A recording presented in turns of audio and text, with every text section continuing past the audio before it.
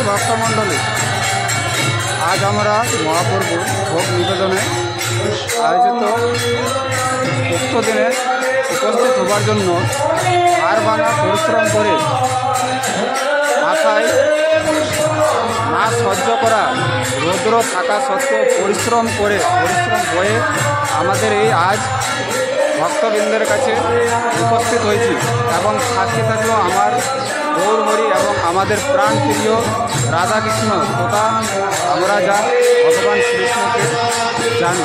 আমাদের ভোগ পরিদর্শন করব বা আপনাদের দর্শন দেব। আপনারা সকলেই সাথে থাকুন।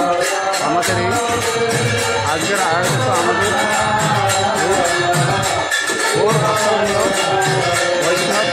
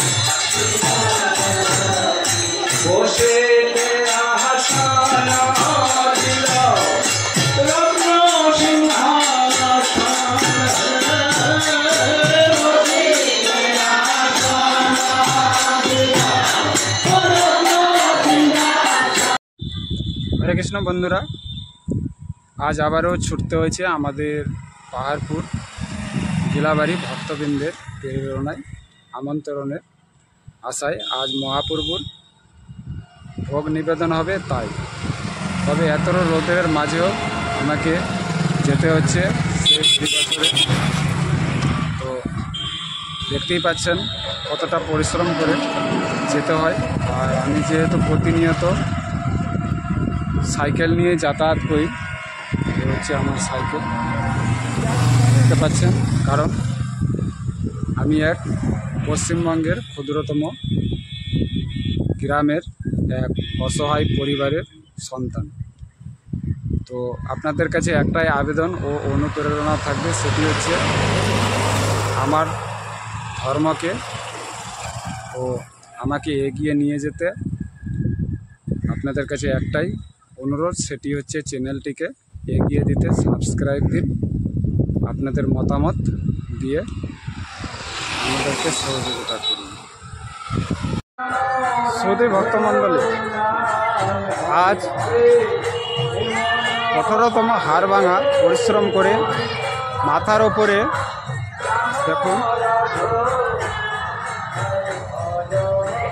সূর্যের তেজ আজ এতটাই বেড়েছে, না সহ্য করা রৌদ্র মাথার উপরে হয়ে আজ আমাদের প্রাণপ্রিয় প্রেমময় গোবিন্দর কাছে এসছে।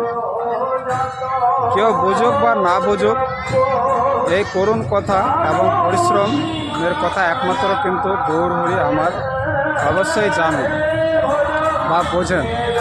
তবে এই কষ্টের প্রতিফল তিনি কি চোখে দেবেন বা কীভাবে দেবেন একমাত্র তিনিই বোঝেন, এবং তারই সব প্রেরণা এবং দেওয়া।